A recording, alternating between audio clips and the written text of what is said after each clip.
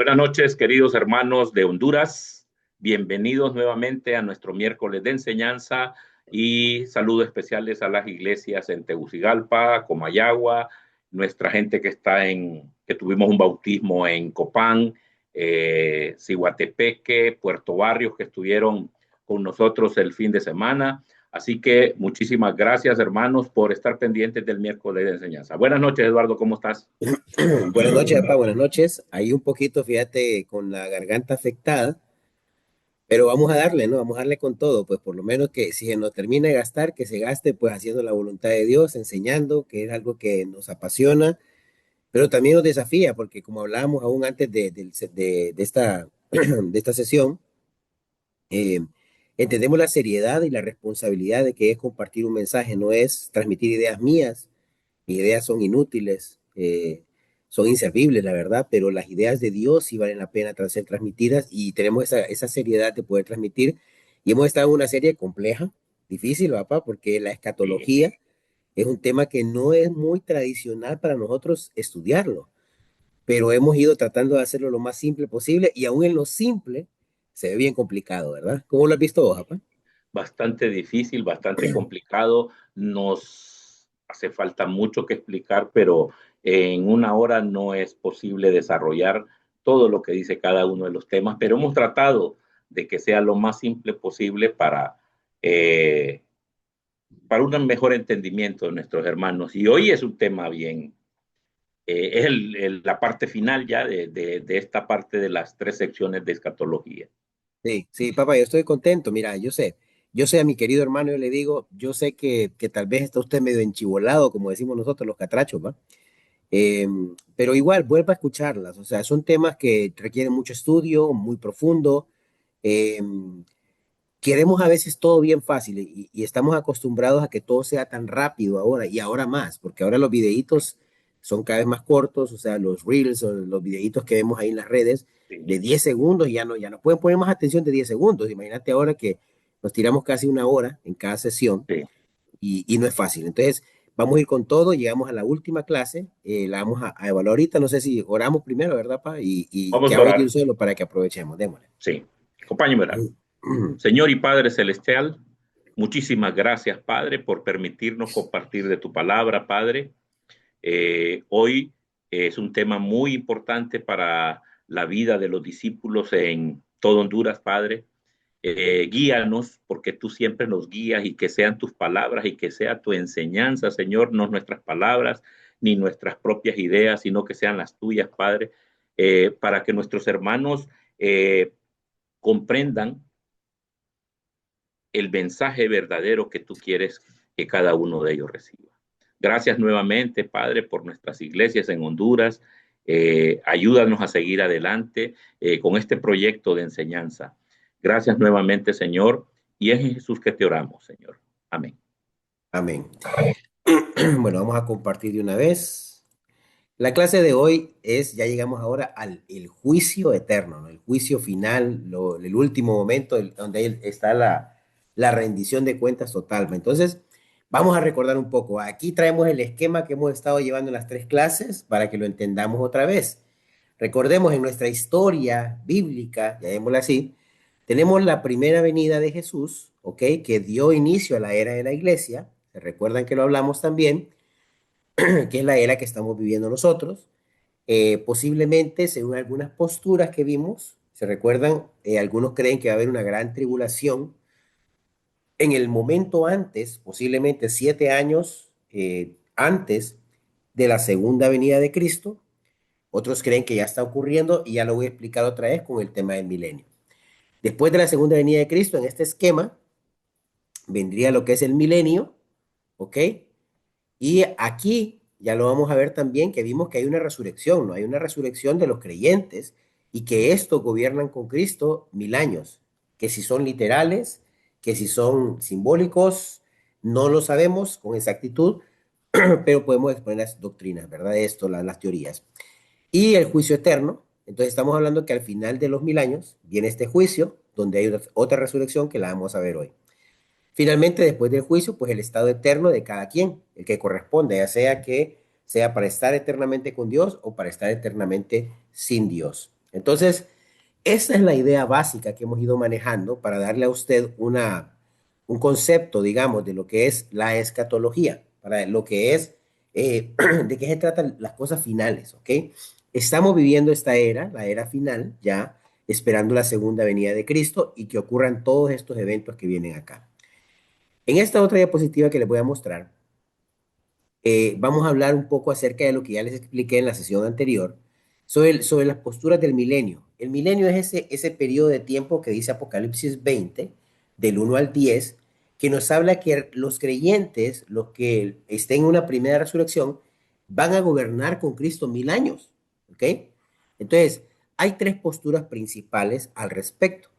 La primera, el amilenialismo. O sea, amilenial significa que no cree que exista un milenio como tal, sino más bien que es algo simbólico. Es algo realmente que solo ocurre espiritualmente hablando. No habrá un reino milenario en la tierra, el milenio es simbólico y está cumpliéndose la era a través de la iglesia en la tierra o con las almas de los que ya están en Cristo. Entonces, digamos que aquí no hay un milenio como un periodo de gobierno entre lo que es con Cristo, sino más bien ya está ocurriendo esto acá, ¿ok? Ya está ocurriendo en el corazón del creyente. Entonces, digamos que esa postura no hay, digamos, una idea de que vamos a reinar con Cristo un periodo literal en la tierra. Está el postmilenialismo, que Cristo regresa post el milenio, o sea, que más bien el milenio está ocurriendo y estamos esperando el regreso de Cristo. Entonces, esta idea creía que, o cree, que la mayoría del mundo va a ser convertido al Evangelio, va a haber un periodo de paz y justicia antes de la venida de Cristo. Entonces, ese periodo de paz y justicia es el milenio que se culmina con el regreso de Cristo en ese punto. Y está, digamos que la que tiene más fuerza, que es el premilenialismo, que es la que normalmente más aceptada y es más o menos la que tengo en el esquema que les he presentado, que Cristo regresa antes del milenio y que en milenio establece un reino terrenal por 1000 años en la tierra, reinando en el trono de David. Una era especial de justicia donde se verá cómo es un reino justo también y los que creemos en Cristo y los que hemos entregado nuestra vida al Señor Jesucristo, vamos a reinar con Él. Unos resucitarán y los que estén vivos pues van a estar ahí y vamos a vivir una vida con Él durante un periodo determinado hasta ese. Aquí habían dos posturas que habíamos visto la vez anterior y era que había un histórico y dispensacional. Yo sé que los términos a veces pueden ser complicados, tengo que exponérselos porque son los que se encuentran en la literatura que nosotros podemos utilizar para poder comprender mejor de personas con un recorrido y un bagaje teológico fuerte. Y el histórico dice que la iglesia pasará por una gran tribulación y será arrebatada al final de esto, o sea que el pueblo de Dios va a sufrir completamente ahí. La dispensacional hace una diferencia entre Israel y la iglesia y dice que la iglesia no va a sufrir una gran tribulación antes del regreso de Cristo, sino más bien que será raptada. Y solo el Israel va a pasar esa purificación, llamémoslo, de la gran tribulación. Vimos en la lección anterior que la gran tribulación es algo real, ¿no? Entonces, que a eso es algo que tiene bastante sustento bíblico, ese término de una gran tribulación que va a ocurrir. Y entonces podríamos decir que es bastante claro que va a ocurrir, pero también siempre estamos como, bueno, no tenemos la certeza al 100% de todas las cosas, pero tratamos de orientarnos por lo que el texto bíblico nos orienta y parece que la gran tribulación sí es un evento que está predicho en las escrituras de una forma bastante clara. Y finalmente, bueno, aquí rapidito esto. Mira, aquí se me va a abrumar porque aquí están todos estos esquemas. Pueden verlo después con calma.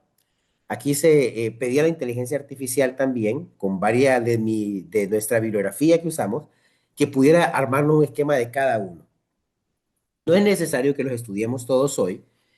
¿Por qué? Porque es algo que requiere tiempo, hermano. Lo que quiero decirles para que se haga la idea. Mi idea acá es que, o mi intención, nuestra intención con mi papá, no es que usted salga como un experto en entender el milenio, en esto, lo otro, sino más bien que se haga una idea de la seriedad de este asunto y cómo hay tanta gente que le ha metido mucho corazón y mucho estudio a esto para poder entender y crear algunas posturas que esto nos va a dividir, que tenemos que tener alguna postura, porque si no la iglesia se va a ir. No, no, no, no se preocupe. O sea, no sabemos lo que va a ocurrir. Lo que sabemos es que si usted es un hombre y una mujer que sirve a Dios, que es fiel, pase lo que pase, va a estar bien. Hay cosas bien interesantes.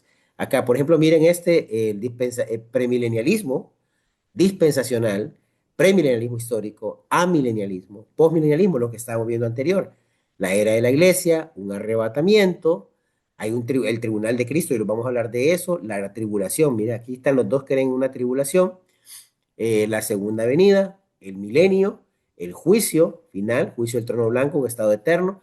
Y ven esto es como un esquema, como una ayuda para nosotros visualizarlo, pero no me interesa explicárselos en este momento, sino bien usted puede ponerle pausa en alguna otra ocasión y poder más o menos tratar de entenderlos y cuando guste también nos puede hacer las preguntas que amablemente nosotros le vamos a atender. Entonces, lo voy a dejar acá. Vamos ahora a entrar ya, este fue un repaso de lo anterior, y vamos a empezar ya a lo que es lo que el juicio que vamos a hablar, que es la siguiente parte. La vez pasada vimos Apocalipsis del 20 del 1 al 10. Hoy vamos a ver del 11 en delante. Solo permítanme hacer un ajuste por acá y permítanme un segundo para, para evitar algunas interrupciones. Entonces, ahora sí, ahora vamos a leer Apocalipsis 20. Ahorita lo voy a poner en pantalla. Apocalipsis 20 del 11 en delante. Hoy sí, papá, ayúdame vos ahí. Ya más o menos les dimos repaso. Ahora vamos, como dice, a lo que venimos hoy. Sí, exacto. Apocalipsis 20, del 11 al 15. El juicio de los muertos. Vi un gran trono blanco y a aquel que estaba sentado en él, de cuya presencia huyeron la tierra y el cielo, y no se halló lugar para ellos. También vi a los muertos grandes y pequeños, de pie delante del trono, y los libros fueron abiertos. Otro libro fue abierto, que es el libro de la vida, y los muertos fueron juzgados por lo que estaba escrito en los libros, según sus obras. El mar entregó los muertos que estaban en él, y la muerte y el Hades entregaron los muertos que estaban en ellos, y fueron juzgados cada uno según sus obras. La muerte y el Hades fueron arrojados al lago de fuego. Esta es la muerte segunda, el lago de fuego, y el que no se encontraba escrito en el libro de la vida fue arrojado a él. Lago de fuego, creo que es, sí, no se mira bien ahí, al lago de fuego. Entonces, este es el juicio de los muertos. Pues básicamente sería la segunda resurrección. Antes de comenzar a, que los muertos fueron juzgados, me gusta mucho este escritor Carballosa, enfatiza en el peso que tiene ese trono blanco. El gran, dice, posee soberanía, lo gran posee soberanía y es universal. Y también lo blanco, que simboliza la pureza, la santidad absoluta y divina, y la identidad del juez. ¿Va? ¿Quién es la identidad del juez? Pues supuesto, Jesucristo. Después viene lo más importante, el libro de la vida, que es un término que nosotros usamos cuando nos bautizamos y serán inscritos en el libro de la vida. Dice aquí que se abre no para ver cuántas obras buenas has hecho, sino que es como un registro celestial que confirma que quienes fueron eh, salvados por la gracia. En este juicio, la apertura del libro no sirve para como algo legal para denominar si tuviste buenas obras o no, sino que si no estás en el libro, lastimosamente el juicio ya está hecho. Entonces, exegéticamente, este versículo describe la segunda resurrección. El Hades, que es una cárcel temporal, eh, entrega un cuerpo inmaterial, mientras que la muerte y la tumba, la tierra y el mar entregan el componente material para que el incrédulo sea físicamente, pueda comparecer ante el Señor en cuerpo y alma y pueda ser arrojado al lago de fuego. ¿Algún comentario, Eduardo? Excelente, fíjate que me gusta, sí, lo que vos decís, fíjate, no había pensado así, que están los dos componentes, ¿no? Porque el Hades, evidentemente, que es, digamos, el lugar donde los incrédulos están en ese momento, Sí, eh, entrega la parte no material o sí, espiritual, correcto. llamémosle. Sí, Y es cierto, y lo demás, aquí lo combina los dos, ¿va? Entonces, es decir, sí, el juicio va a ser completo, cuerpo y espíritu, ¿no? O sea, al final correcto. van a ser juzgados completamente de una forma pública, que es lo que va a pasar acá. Y lo que vos decías, aquí ya vemos en esta segunda resurrección, porque acordémonos que la primera la vimos en la sesión anterior, Sí, cuando lo que hablábamos, los muertos resucitaron en el milenio, ¿no? Entonces, esto es sí, después del milenio, sí, cuando pasaron los 1000 años, Satanás es vencido, y aquí viene esta resurrección, pero esta resurrección solo es para juicio. sí, Aquí, y aquí ya el destino ya se sabe. El punto es que debe ser la exposición pública de la justicia de Dios, que muestra su juicio recto, justo y santo. ¿Ok? sí, Eso, papá, ¿crees? Hay un sí, esquema ahí también, lo pueden sí. ver, que nos va a ayudar en la... Pasemos a la siguiente. Fíjate que lo que hablaba de las dos resurrecciones, básicamente la primera resurrección que la vimos en el tiempo pasado, eh, la primera resurrección no es un evento de un instante, es una categoría, pero es básicamente para los fieles. La primera resurrección es los que son fieles, los que dice que primero, o sea, hay un orden. Y fíjate que me gustó mucho siempre lo de Carballosa y MacArthur hablan de que esto es como las primicias, ¿va? ¿Quién fue el primero que resucitó? Fue Cristo, ¿va? Después, quienes siguen los mártires en la tribulación y después viene el rapto, que es toda la iglesia. Y eso tiene una implicación terrenal, porque ese grupo ha resucitado para gobernar los 1000 años, pero ya no con un cuerpo, sino con cuerpos glorificados, ¿va? O sea, inmunes al pecado, a la muerte, para ejercer la autoridad con que Cristo va a gobernar el trono de David. Esa es la primera resurrección y el milenio. Vamos ahora a la segunda resurrección. La identidad de los que son resucitados en la segunda resurrección son, ya lo dijimos en el anterior, los que no están inscritos en el libro de la vida. El Hades entrega a sus muertos, y fíjate que aquí hay una cosa muy especial que me gusta, que dice, y déjame verlo aquí, porque Gruden, que es un teólogo teólogos de los sistemáticos, señala un punto sobrio y real. El creyente recibe un cuerpo glorificado para disfrutar la eternidad, pero el incrédito recibe la segunda resurrección, un cuerpo imperecedero, diseñado para soportar de manera consciente, o bien, el castigo eterno, sin consumirse ni dejar de existir. Entonces, o sea, mucha gente ve, porque el fuego así lo hace, si tú tiras algo al fuego, desaparece, pero estos van a estar en el fuego eterno por la eternidad, o sea, el castigo es eterno. Los que vamos a ser glorificados, eh, que vamos a estar con Dios, va a ser eternamente adorándolo a Él, pero los que no están con Dios van a ir al fuego eterno y ahí va a ser la parte final. No van a tener un cuerpo, porque recuerda que esta es la segunda resurrección y les van a dar un cuerpo para que soporte ese castigo eterno que vamos a tener. Entonces, básicamente eso es. No sé si tienes algún... Sí, fíjate que, no, interesante, interesante lo que decís de Gruden también, el comentario que hace él, que por ejemplo que el creyente, obviamente sabemos que vamos a tener nuestro cuerpo incorruptible, un cuerpo donde ya no, vamos a poder decidir no pecar sin problema, no como ahora que a veces queremos no pecar, pero pecamos.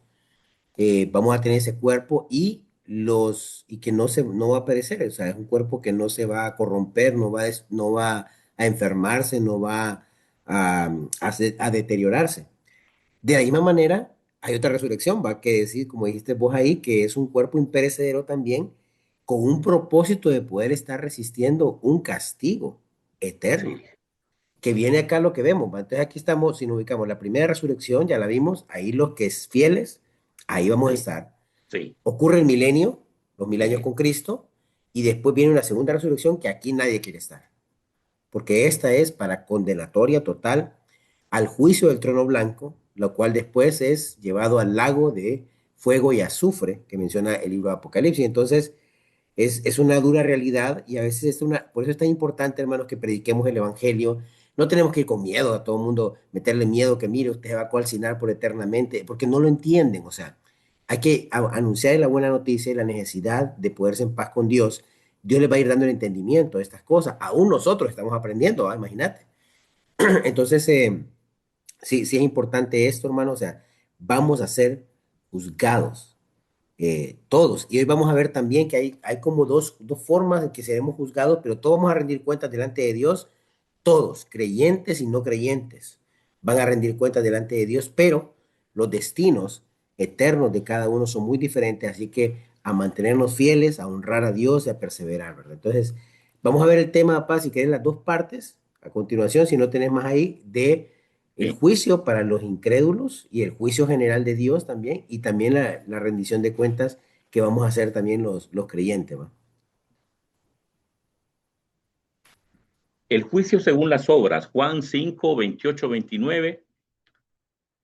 No se queden asombrados de esto, porque viene la hora en que todos los que están en los sepulcros oirán su voz y saldrán.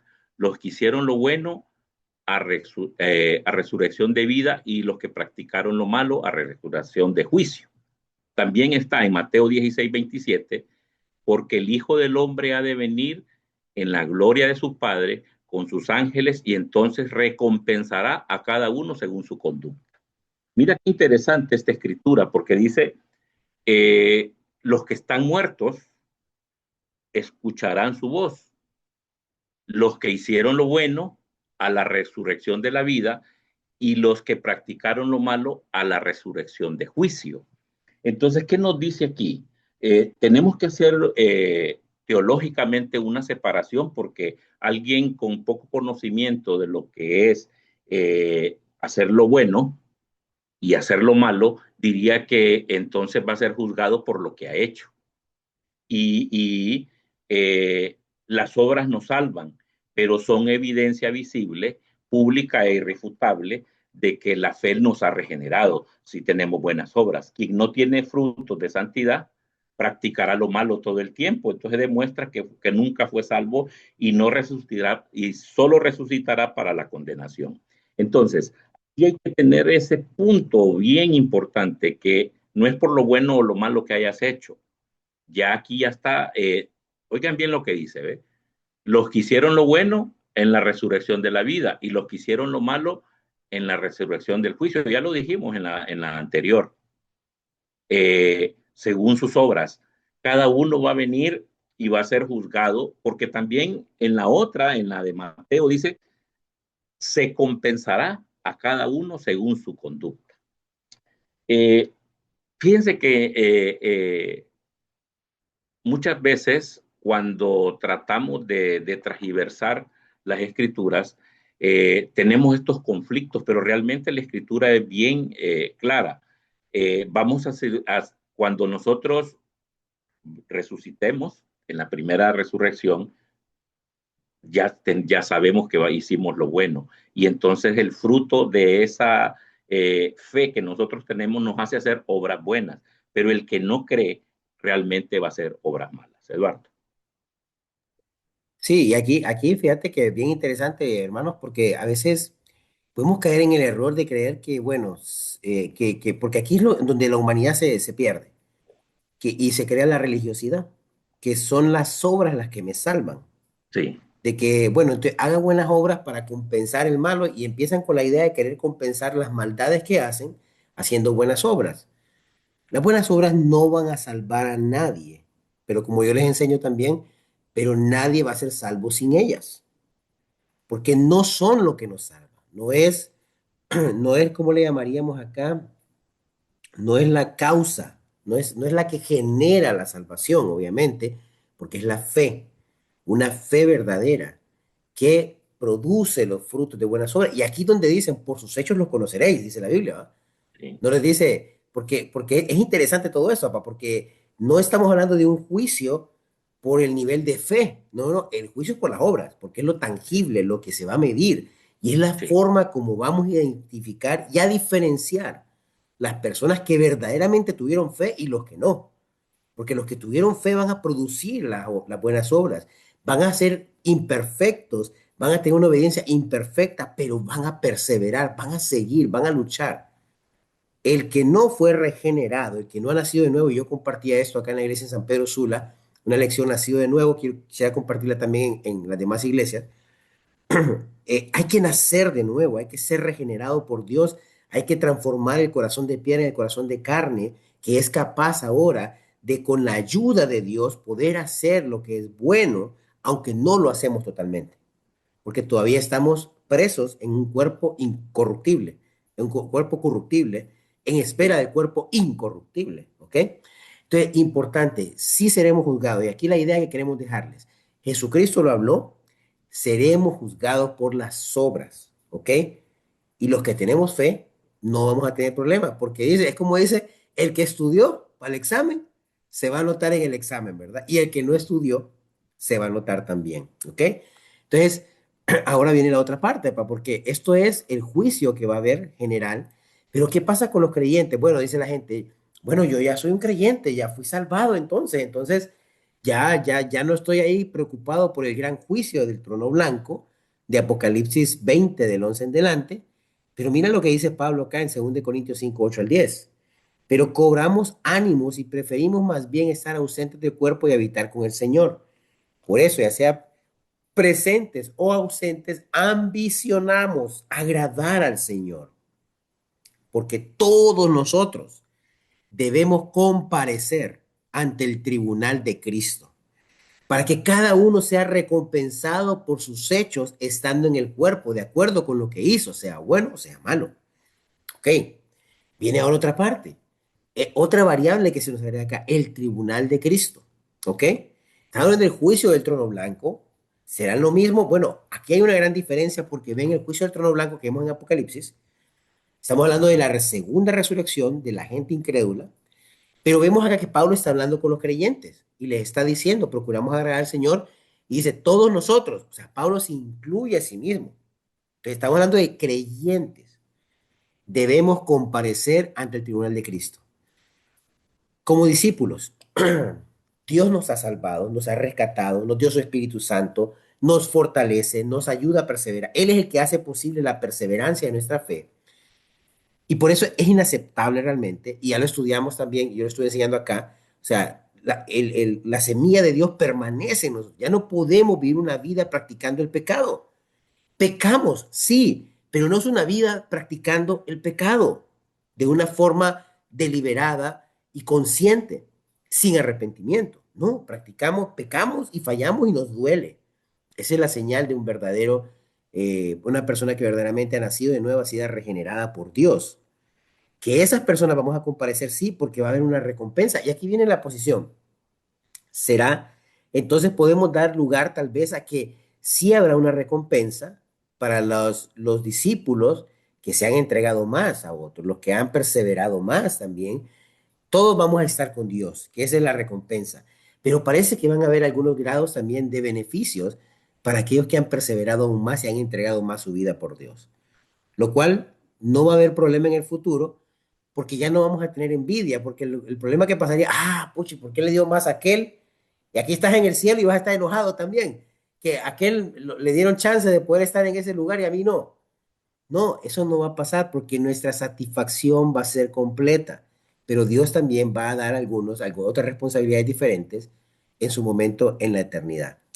Entonces dice, cada uno será recompensado por lo que hizo, bueno o malo. Y miren también Romano dice, pero tú, Romanos 14 10 12, tú que juzgas a tu hermano, o también tú, ¿por qué? No, ¿por qué juzgas a tu hermano? O también tú, ¿por qué desprecias a tu hermano? Porque todos compareceremos ante el tribunal de Dios, porque está escrito, vivo yo, dice el Señor, que ante mí se doblará toda rodilla y toda lengua alabará a Dios, de modo que cada uno de nosotros dará a Dios cuenta de sí mismo. Iglesia, vamos a rendir cuentas a Dios. Como discípulo, también va a haber una exposición pública de qué tipo de cristiano hemos sido. Y con base en eso también será tu recompensa que Dios va a darte también. Ahora, lo interesante es porque si estamos en la primera resurrección, Estamos bien en el sentido que vamos a estar con Dios eternamente y es el mayor logro y el mayor deseo, anhelo que podemos tener. Pero aún ahí también vamos a tener que rendir cuentas. Todo lo que hagamos, aún como cristianos. Entonces, tenemos que vivir en santidad, tenemos que vivir en perseverancia, tenemos que luchar por nuestra fe también, construir nuestra fe, fortalecer nuestra fe, porque rendiremos cuentas. Esa es una realidad. Entonces, hay una gran diferencia. Entonces, aquí ya la vemos más clara. Vimos dos cosas. El juicio del trono blanco, que es el que vemos en Apocalipsis 20, y el tribunal de Cristo. La mayoría de nuestras fuentes que hemos estudiado también coinciden con esta idea, perdón, de que el juicio del trono blanco es un juicio para condenación eterna. Se abren los libros, el que no está en el libro ya saben, los muertos son juzgados según sus obras y hay una exposición pública para determinar su castigo en el lago de fuego, al no estar escrito en el libro de la vida. Hay una exposición pública de la soberanía y la bondad de Dios y la justicia de Dios en ese momento. Y el tribunal de Cristo no se juzga para salvación, no es un tema para hacer un juicio salvífico, sino más bien para la fidelidad y las obras realizadas para otorgar recompensas o coronas, como dicen algunos textos también. Entonces, Dios va a bendecir, claro que va a bendecir lo que sacrifiques, lo que des en esta vida. Todos vamos a tener la oportunidad de estar con Dios, pero también Dios va a compensar cualquier sacrificio, hermano, que hagas por la gloria de Dios, lo que renuncies por la gloria de Dios, Dios lo compensa. Dios es un Dios justo y no va a haber envidia ni nada, sino que todos vamos a estar satisfechos y plenos. ¿Algún comentario ahí, papá? Sí, fíjate que me gusta cuando dice dar cuentas. Significa presentar un informe de administración de lo que Dios te ha confiado, dones espirituales, tiempo, recursos económicos, oportunidades de servicio, la verdad de la palabra. El juicio consistirá en evaluarnos si fuimos administradores fieles o fuimos ociosos.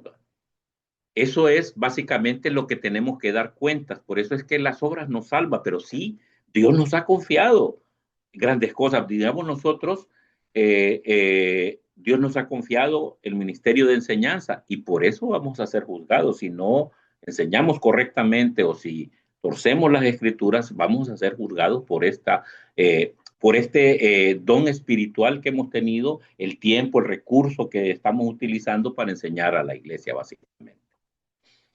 Sí, y vos decís algo importante, ya para que, y miren, hermano, o sea, si usted alguna vez le dan la oportunidad, hermana, aún en Ministerios de Mujeres, de compartir un mensaje, eso es algo bien serio, porque usted va a ser juzgada también, juzgado por cada palabra inútil que haya dicho. O sea, este rol de la enseñanza, la verdad, a mí me da miedo a veces. Quiero Claro, hacerlo lo mejor posible, porque yo voy a rendir cuentas, hermano, de cualquier, y quedaron grabadas, como dicen, pero bueno, están grabadas sí, en el corazón de Dios también, así que no hay salida. sí, Pero ahí yo puedo ver mis propios errores a veces, tal vez. Y es algo serio, prepararnos, estudiar, ser fieles a la palabra, entender que no son mis ideas, sino las ideas de Dios las que deben ser transmitidas fielmente, es algo súper importante que necesitamos apreciar. Se nos está yendo el tiempo, entonces vamos a ir también a hablar, porque vamos a hablar aparte de estas dos cosas, o sea, yo sé que es bastante información, pero también disfrute, disfrute, no se abrume. O sea, ahora vamos a hablar solamente, nos cerramos acá con el infierno, de qué se trata el infierno también y este castigo eterno que nos muestra la Escritura. Papá, ¿arrancamos con esta o arranco yo? Boba.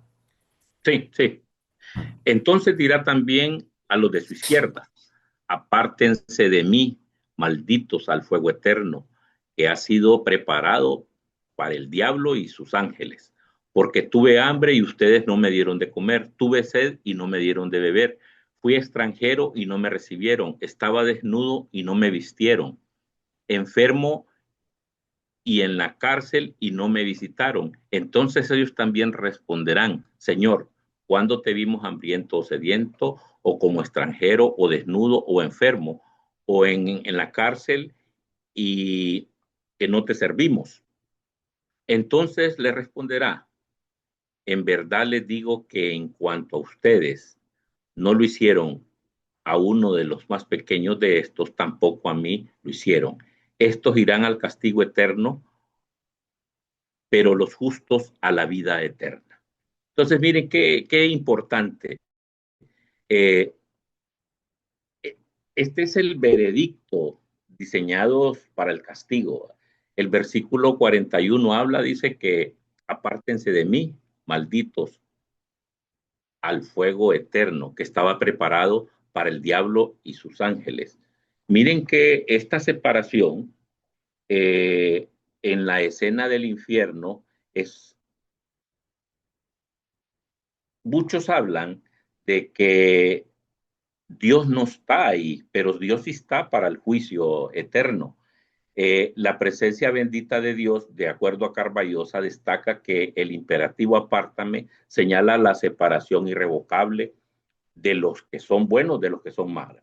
El origen del fuego eterno eh, fue preparado exactamente para el diablo y sus ángeles, no originalmente para los seres humanos, pero los que no quisieron entender y comprender la voluntad de Dios y la fe nuestra, entonces van a ir a acompañar al diablo y a sus ángeles. El humano no fue creado para el infierno. Sin embargo, al alinearse en la rebelión con Satanás y al rechazar el señorío de Cristo, voluntariamente comparte el destino de su alma ahí, lo que fue diseñado. Dice que va a haber una eternidad de tormento. El uso de la palabra griega eterno califica el fuego permanente. MacArthur argumenta frecuentemente que tratar de decir que el alma deja de existir en el fuego destruye la gramática del texto. El fuego no se apaga porque el castigo es de duración infinita y perfecta simetría con la vida eterna de los justos, lo que hablábamos la vez pasada. MacArthur también hace esta alusión, básicamente, Eduardo. Sí, entonces aquí la idea entonces esencial de lo que compartías uno de los comentarios es castigo eterno. Esto es para siempre. Sí. Fuego que no se apaga. También en la siguiente escritura, Marcos 9:43 dice, si tu mano te es ocasión de pecar, córtala. Te es mejor entrar en la vida manco que teniendo las dos manos ir al infierno, al fuego que no se apaga, donde el gusano de ellos no muere y el fuego no se apaga. Miren cómo repite, ¿no? Hablamos de la repetición, un elemento gramatical importante. Y si tu pie te es ocasión de pecar, córtalo, te es mejor entrar cojo a la vida que teniendo los dos pies ser echado al infierno, donde el gusano de ellos no muere y el fuego no se apaga. Y si tu ojo te es ocasión de pecar, sácatelo. Te es mejor entrar al reino de Dios con un solo ojo, que teniendo dos ojos ser echados al infierno, donde el gusano de ellos no muere y el fuego no se apaga. Aquí vemos la ilustración clara, complementando la escritura que acaba de compartir mi papá, de lo que va a pasar, en un castigo eterno, porque hay una idea que piensan de que vamos a dejar de existir, bueno, van a dejar de existir los que, entonces que el mal va a dejar de existir, las personas simplemente van a ser aniquiladas, aniquilacionismo creo que se llama, y entonces piensan como que, bueno, no va a haber un sufrimiento eterno, sino van a sufrir un poquito y después desaparecen, no. Parece que el texto bíblico y la postura, aún lo que hablaba de MacArthur, creo Carballosa, todos los demás, estas personas están alineados con la idea de que realmente el texto bíblico nos está llevando a entender de que este fuego no se va a apagar y cuando dice el gusano de ellos no muere, o sea que el sufrimiento y la angustia eterna que los consume por dentro es un proceso que no va a terminar. Es algo tremendo, es por eso que es tan importante la predicación del Evangelio para ayudar a las personas a que puedan ser salvadas de esto. Cristo nos salva, porque solo Dios mismo puede salvarnos. Pero esto es algo grave. Y este es el castigo por una traición cósmica. Entonces, en el siguiente texto, que tal vez lo leemos acá también, vamos a ver qué más dice de este lugar, cómo se argumenta esta idea de un castigo eterno para siempre. Entonces lo siguió otro ángel, el tercero, diciendo a gran voz, si alguien adora a la bestia y a su imagen y recibe una marca en su frente o en su mano, él también beberá del vino del furor de Dios, porque está preparado puro en la copa de su ira. Será atormentado con fuego y azufre delante de los santos ángeles y en la presencia del Cordero. El humo de su tormento asciende por los siglos de los siglos. No tienen reposo ni día ni de noche, de día ni de noche, los que adoran la bestia y a su imagen en cualquiera que reciba la marca de su nombre. Entonces, aquí estamos hablando de, siempre Carballosa eh, habla de un tercer ángel. Carballosa dice que el ángel vuela a la mitad, a la media semana de las 70 semanas, y su función básicamente es advertir a, a sus fieles, a los hijos de Dios, de que va a pasar esto. Eh, entonces siempre está diciendo que Dios está preocupado, aunque nosotros no estamos desprotegidos, Dios siempre nos está protegiendo. Eh, la ira beberán el vino del furor de Dios, dice. Fíjense que esta es una metáfora que se encuentra en el Viejo Testamento, en Jeremías, y dice que la expresión preparado puro, o sea que no está diluido, literalmente significa no diluido cuando está puro. Esto, la ira de Dios contra el pecado actualmente está diluida, eh, porque tenemos la gracia de Dios todavía, pero por su paciencia, que lo miramos en Romanos. Sin embargo, en el juicio final, el que no es de Cristo experimentará la ira santa de Dios y ahí no tendrá ninguna dilución. Cuando dice fuego y azufre, son los instrumentos divinos de purificación judicial del castigo. Eh, y ese desciende directamente del cielo. Si tú lo relacionas con Sodoma y Gomorra, los encuentros arqueológicos que han encontrado dicen que la destrucción de Sodoma y Gomorra fue de arriba hacia abajo, o sea, que vino del cielo, que fue divino realmente. Entonces aquí lo está diciendo y lo está permaneciendo aquí. Y también cuando habla de la presencia del Cordero, este es un detalle teológico que muchos dicen que en el infierno no está Dios, pero sí está donde Satanás, no está donde Satanás gobierna, sí representa que él está ahí, pero para ejecutar la justicia divina. Dios es omnipresente y en el infierno Él está presente con su gracia consoladora. No está presente con su gracia consoladora, sino como la ejecución omnipotente de justicia santa. El mismo Cristo, a quien rechazaron como Salvador, será testigo soberano de su castigo. Así que básicamente ese es el infierno. También Dios tiene autoridad en el infierno y ahí va a estar para ejecutar la sentencia de cada uno de estas personas. Eduardo. Es duro, duro, duro leer esto, hermano. Yo sé que no es fácil pensar en esta justicia porque nuestras mentes no están preparadas. Para nosotros la justicia queremos acomodarla, ¿no? O sea, queremos, no, no echame una mano, no, no quiero, ayúdame ahí, pues, o sea, y resolvemos las cosas como, pucha, no sea malito, hombre, que no sé qué, écheme una manito ahí. No, la justicia de Dios es santa y ahí vemos las consecuencias que hablaba, ¿va? Ese tormento por los siglos de los siglos. Y Lucas 12, 47, 48, creo que con esta escritura vamos a terminar ya. Dice, y aquel siervo que sabía la voluntad de su señor y que no se preparó ni obró conforme a su voluntad, recibirá muchos azotes. Pero el que no lo sabía, no lo sabía e hizo cosas que merecían castigo, será azotado poco.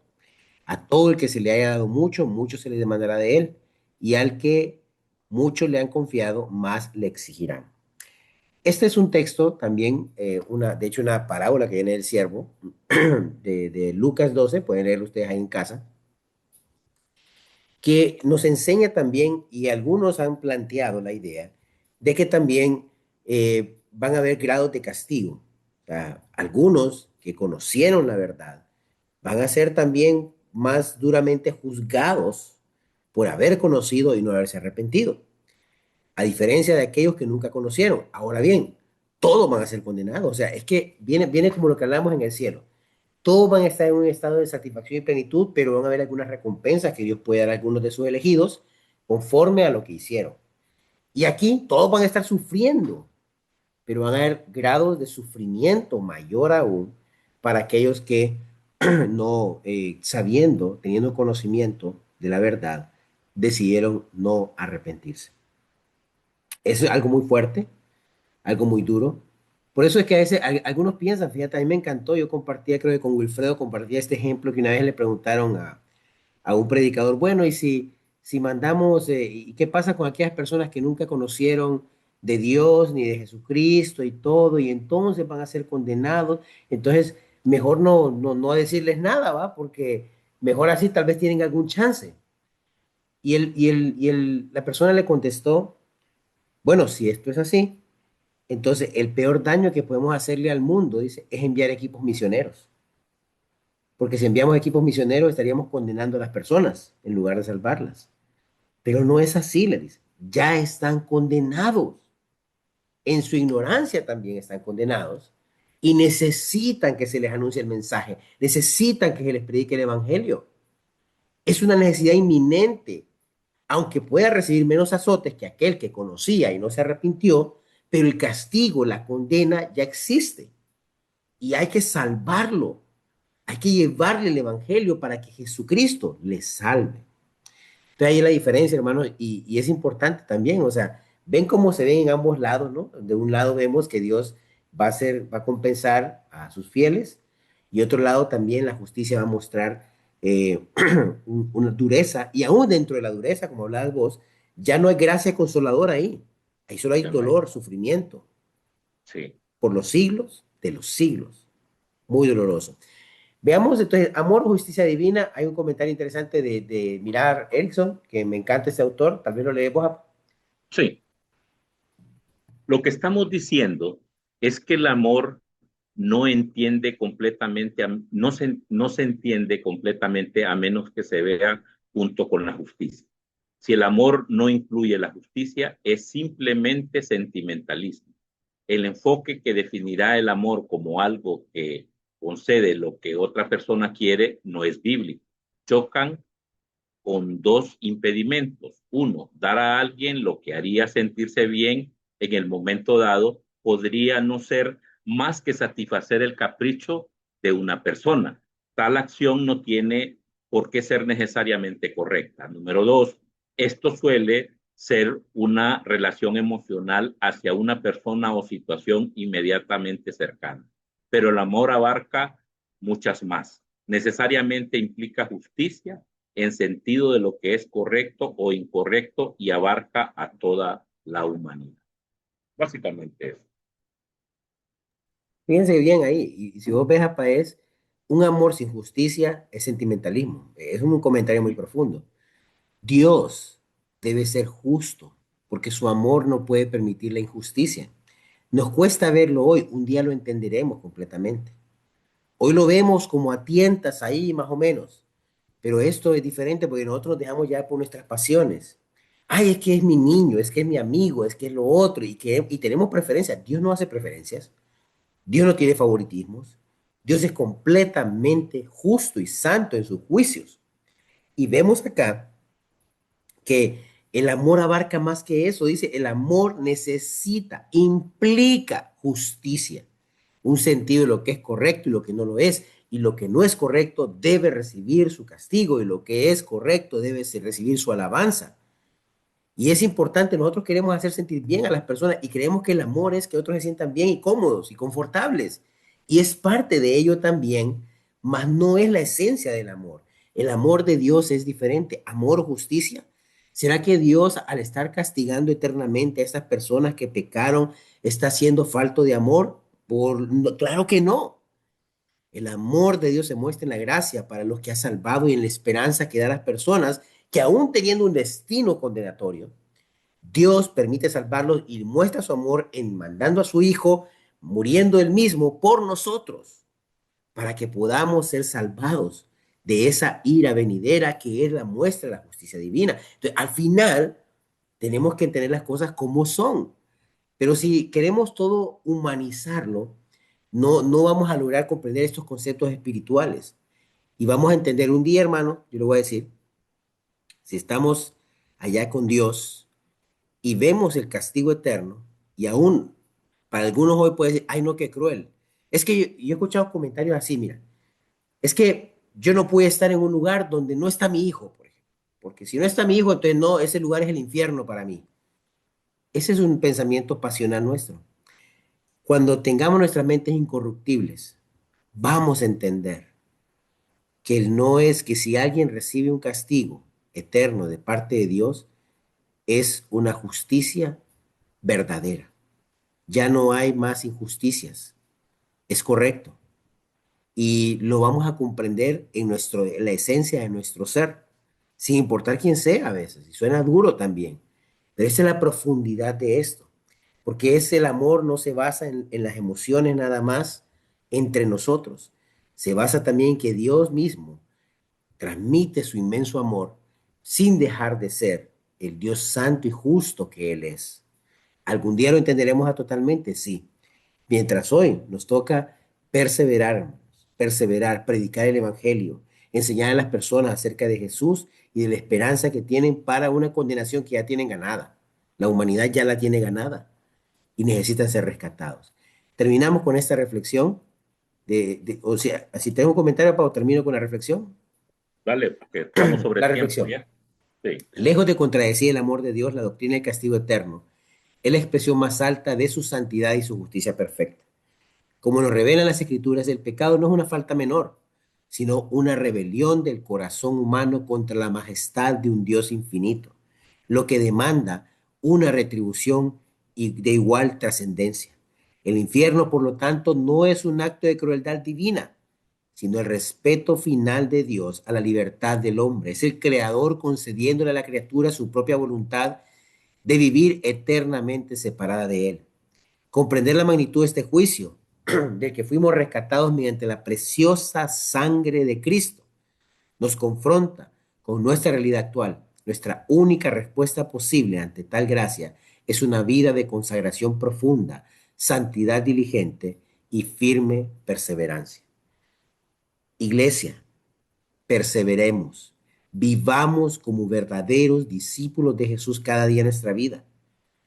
Hay un juicio que vendrá, hay una justicia que será dada.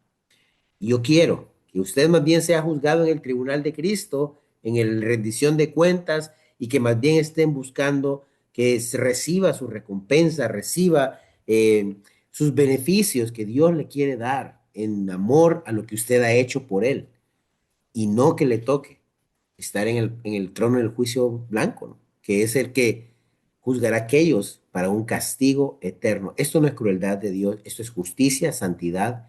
Y aunque nos cuesta comprender estos conceptos, es lo que la Biblia nos enseña acerca del Dios al que nosotros servimos.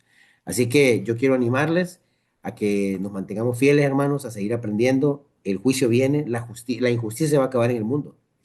Y ese día vamos a glorificar a Dios y vamos a estar plenamente satisfechos con lo que tenemos. Entonces, de mi parte, eso es todo. Gracias por acompañarnos. Serie difícil, pero la sacamos, la sacamos. Buenas noches, hermanos. Los esperamos en nuestra próximo miércoles de enseñanza del mes de junio. Que Dios Gracias. los bendiga.